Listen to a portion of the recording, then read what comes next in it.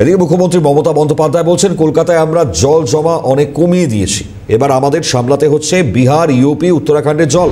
DBC, Farakka, Panchet, Mayurakshi আমাদের আন্ডারে নয়। এই ড্রেসিংয়ের টাকা আমাদের দেওয়া হয়। যারা টুইটারে এসব মিথ্যে কথা লিখছেন তাদের বলবো, মিথ্যে কথা বলে দুর্যোগ নিয়ে খেলা করবেন না।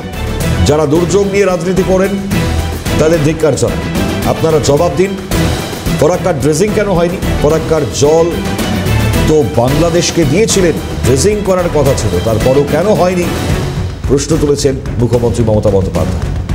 এছাড়াও তিনি বলছেন, পলিমাটি জমে গিয়ে সেই জল আমাদের এখানে আসছে। শোনাই কি বলছেন তিনি।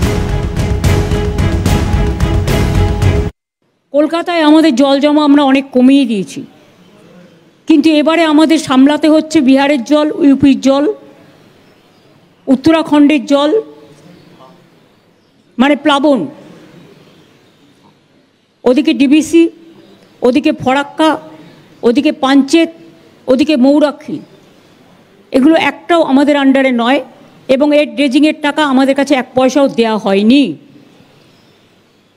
এটা পরিষ্কার।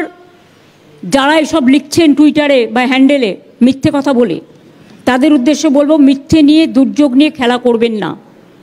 যারা দুর্যোগকে নিয়ে রাজনীতি করেন তাদের আমি ধিক্কার জানাই, মানুষের পাশে না দাঁড়িয়ে। এইটুকু মিনিমাম সৌজন্য তাদের কাছ থেকে আমরা প্রত্যাশা করি। আপনারা জবাব দিন না, ফরাক্কার ড্রেজিং কেন হয়নি? ফরাক্কার জল তো বাংলাদেশকে দিয়েছিলেন, তারপরে তো ড্রেজিং করার কথা ছিল, কেন করেননি?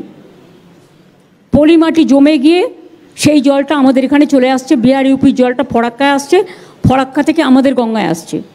তা গঙ্গা যদি জল ধারণ ক্ষমতা কমে যায় এবং জলে জলে প্লাবিত হয়, তাহলে কলকাতার জলটা যে আমরা ফেলবো, কোথায় ফেলবো?